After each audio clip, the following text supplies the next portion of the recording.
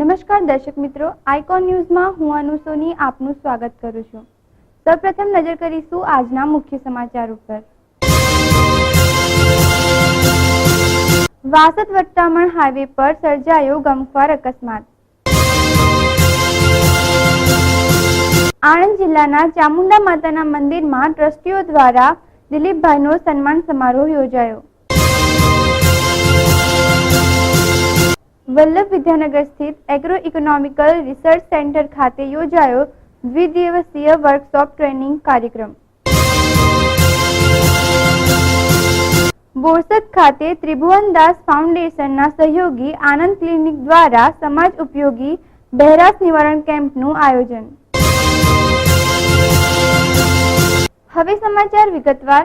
આણંદ જિલ્લામાંથી પસાર થતા વાસદ વટામણ હાઈવે પર તારાપુરથી વટામણ જતા આવતા ટોલ ગામ પાસે સવારના 6 થી 6:30ની વચ્ચે બરોડા પાસિંગની I-10 કાર વટામણમાંથી તારાપુર આવી રહેલ તે લક્ઝરી સાથે અથડાતા ગમખ્વાર અકસ્માત સર્જાવા પામ્યો હતો, જેમાં 5 વ્યક્તિના મોત નીપજ્યા છે।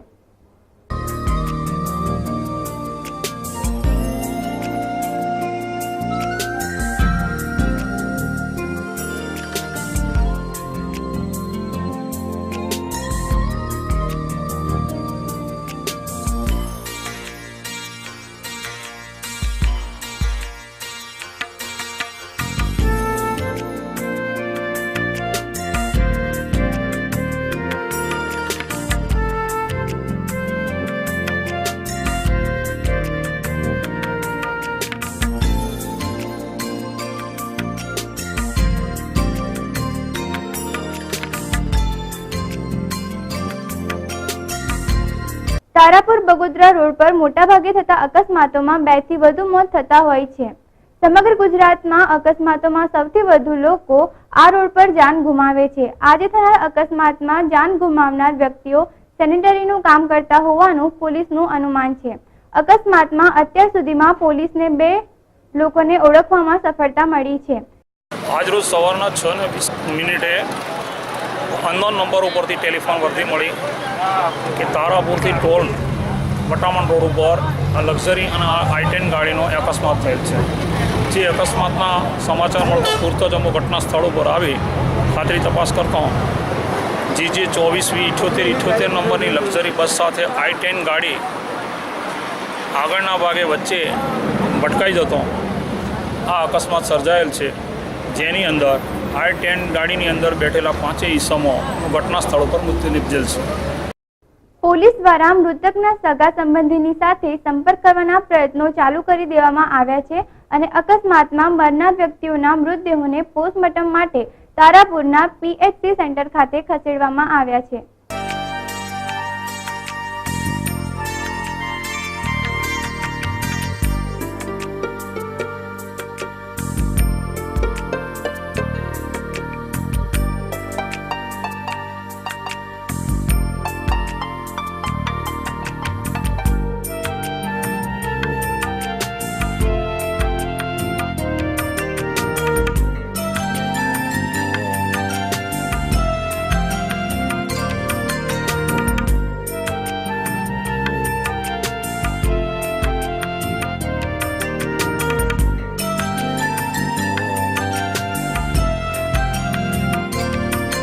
Bureau report, icon news, Tarapur. Anand ખાતે ચામુંડા માતાના મંદિરના ટ્રસ્ટીઓ દ્વારા આણંદના સાંસદ દિલીપભાઈ પટેલનો સન્માન કાર્યક્રમ યોજાયો હતો।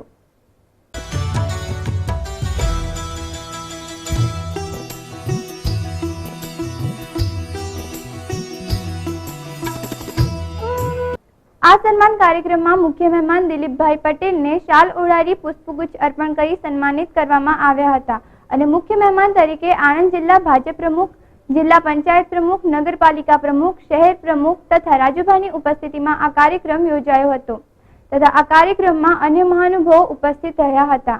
આ કાર્યક્રમમાં મોટી સંખ્યામાં ભાઈઓ તથા બહેનોએ હાજરી આપી હતી અને આ રીતે આ કાર્યક્રમ સંપન્ન કરવામાં આવ્યો હતો।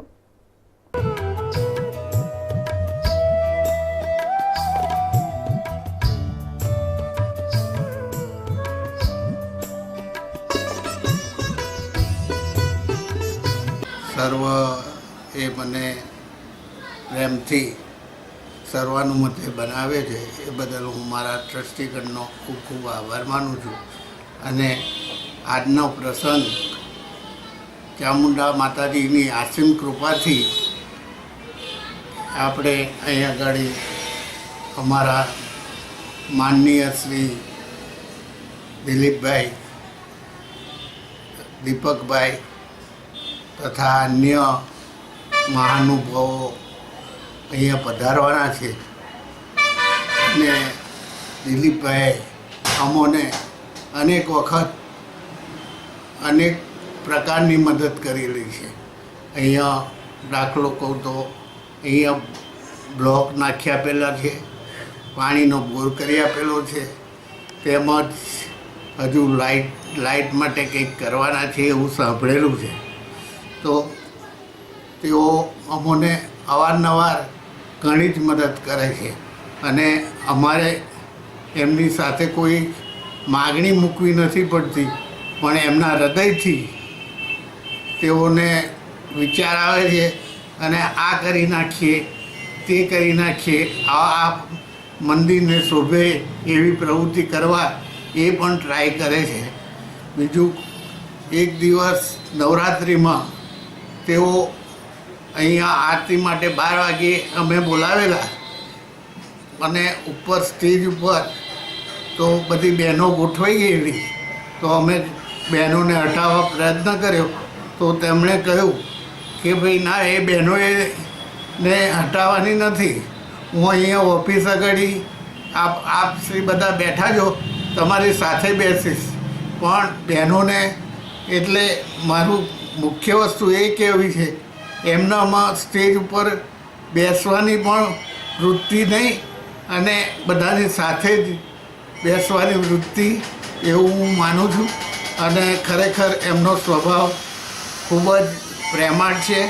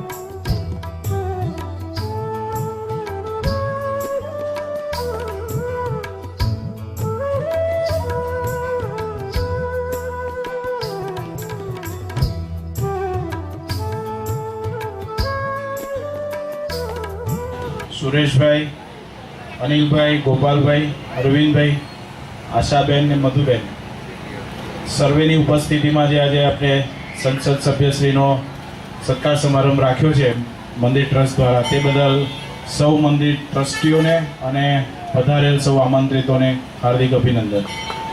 આપે જે સાથ સહકાર આપી અને ખૂબ જંગી બહુમતીથી સંસદશ્રીને જીતાડ્યા છે એ બદલ આપના સમાજનો અને ટ્રસ્ટનો ખૂબ ખૂબ આભાર માનીએ છીએ. હમણે કાંતિભાઈ દ્વારા વાત કરવામાં આવી, કંઈક આપણે વરસાદના પાણીની લાઈન માટેનું નગરપાલિકા તરફ આપનું એક સૂચન છે, જે ભાઈ આપના તરફથી સૂચન હશે અમે અવશ્ય પૂરું કરીશું અને કામ પૂર્ણ કરી આપીશું. બીજું, મંદિરની બાજુમાં જ લગભગ છેલ્લા 15-20 દિવસથી આપ જોઈ રહ્યા છો, પાછળ લોટેશ્વર તળાવનું ખૂબ સરસ લગભગ 3-3.5 કરોડના ખર્ચે ખૂબ સારું ડેવલપમેન્ટ થઈ રહ્યું છે. મંદિર ટ્રસ્ટ દ્વારા પણ અમે ઈચ્છીએ કે ભાઈ સારી રીતનું એનું આયોજન થાય અને આપના દ્વારા ત્યાં આગળ સહયોગ રહે. કે બહુ પવિત્ર દિવસ કહેવાય આપણા માટે. એવા સમયે આપણે પસંદ કર્યો છે એ બદલ આ બધાને શુભેચ્છા.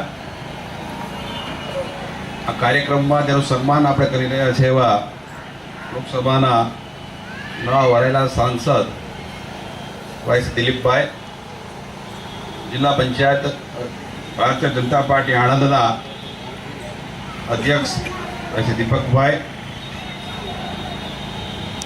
આણંદ શહેરના પ્રથમ નાગરિક ભાઈ શ્રી પ્રજ્ઞેશભાઈ, ભાઈ શ્રી રાજેશભાઈ, ભાઈ શ્રી હનુમાનજી, ભાઈ શ્રી કાંતિભાઈ ચાવડા, શહેરના પ્રમુખ મહામંત્રી સુરેશભાઈ, અનિલભાઈ, ગોપાલભાઈ, અરવિંદભાઈ ચાવડા, મધુબેન, આશાબેન, સૌ ટ્રસ્ટીઓ,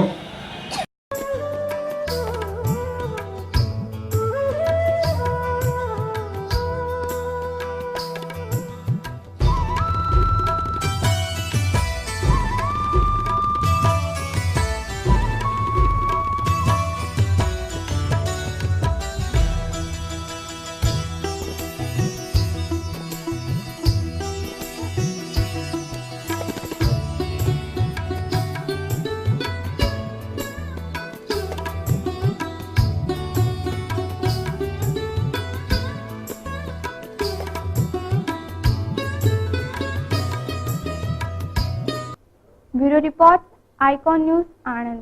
દર્શક મિત્રો, અહીંયા લઈશું એક નાનકડો વિરામ.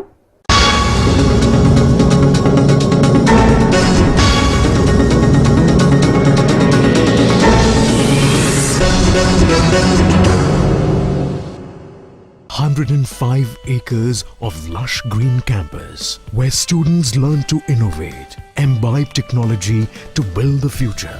I serve the society while learning. I learn engineering and play basketball too. Welcome to Academic Republic, Charu Sar. It's a campus where learning is fun. It's an institution with a global perspective. Be a part of this community of 5,000 aspiring youth.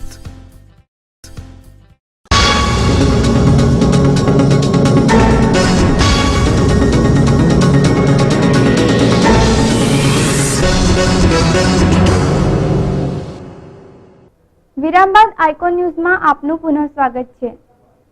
Vidyanagar સ્થિત cost of cultivation scheme agro economical research centre Sardar Patel university ખાતે technical field staff માટે તારીખ 30 જૂન અને 1 જુલાઈ 2014ના રોજ દ્વિદિવસીય workshop કમ training કાર્યક્રમનું આયોજન કરવામાં આવ્યું હતું. આ કાર્યક્રમમાં મુખ્ય અતિથિ તરીકે ડોક્ટર મહેશભાઈ પાઠક ઉપસ્થિત રહ્યા હતા.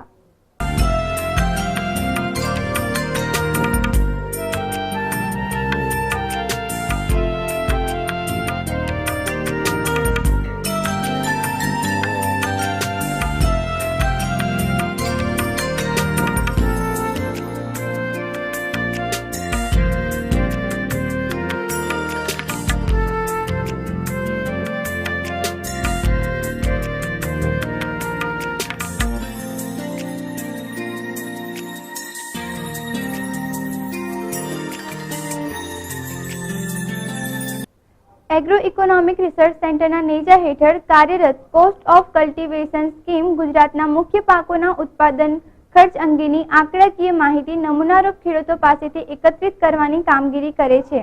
આ આંકડાકીય માહિતી વધુ સારી, ગુણવત્તાયુક્ત અને કૃષિ સંશોધન માટે ઉપયોગી કેવી રીતે બને તે માહિતી ફિલ્ડ સ્ટાફને મળે તે હેતુથી આ દ્વિદિવસીય વર્કશોપનું આયોજન કરવામાં આવ્યું હતું. ત્યારબાદ આ આંકડાકીય માહિતીનો ઉપયોગ કૃષિ મંત્રાલય ભારત સરકાર કૃષિ પેદાશોના लघुत्तम टेकाना भाव नक्की करवा माटे करे छे. कॉस्ट ऑफ कल्टिवेशन जो स्टेट ऑफ गुजरात के लिए यहाँ इम्प्लीमेंट की जाती है, भारत सरकार द्वारा कृषि मंत्रालय विभाग इसको चलाता है. इनके जो हमारे फील्डमैन है 60 क्लस्टर में डिफरेंट जगह पे इनको प्लेस किया गया है. इनका जो काम होता है कि जो डेटा कॉस्ट ऑफ कल्टिवेशन में कलेक्ट करना और यहाँ पे देना, जिसको हम प्रोसेस करके कृषि मंत्रालय को देते हैं और उसके बाद कृषि मंत्रालय उसको MSP डिक्लेयर करने में उसका यूज़ करता है.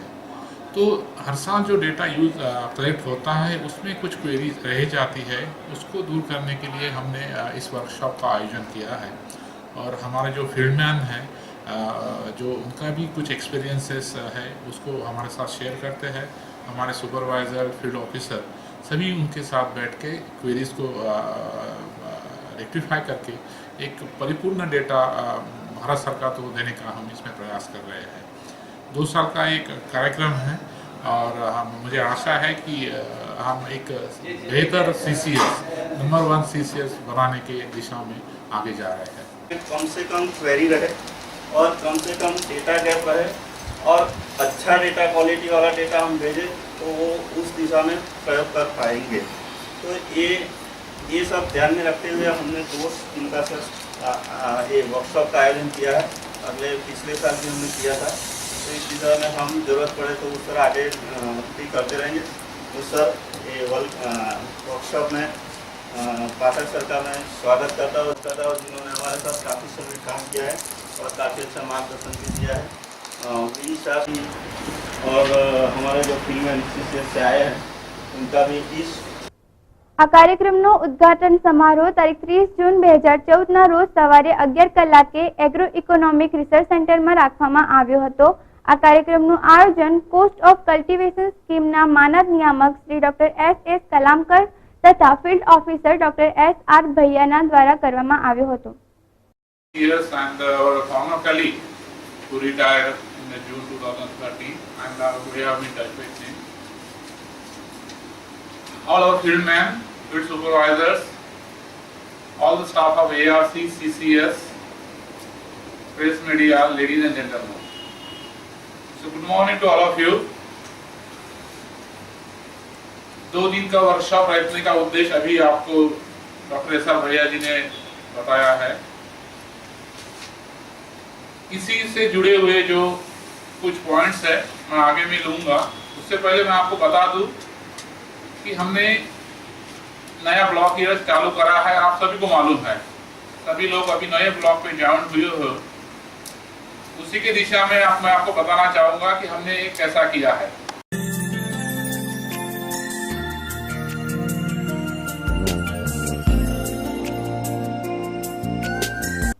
ब्यूरो रिपोर्ट, आइकॉन न्यूज, आनंद। તારીખ 27 જૂન 2014ના રોજ બોરસદ ખાતે ત્રિભુવનદાસ ફાઉન્ડેશનના સહયોગથી આનંદ હિયરિંગ ક્લિનિક દ્વારા સમાજ ઉપયોગી એવા બહેરાશ નિવારણ કેમ્પનું આયોજન કરવામાં આવ્યું હતું। સામાજિક સંસ્થાઓ દ્વારા દરેક પ્રકારના રોગો માટે સમાજમાં કેમ્પનું આયોજન કરવામાં આવે છે, પરંતુ બહેરાશ પ્રત્યે જાગૃતિ અને નિવારણ માટે આ કેમ્પ કરીને આનંદ હિયરિંગ ક્લિનિક દ્વારા એક નવો ચીલો ચિતરવામાં આવ્યો હતો।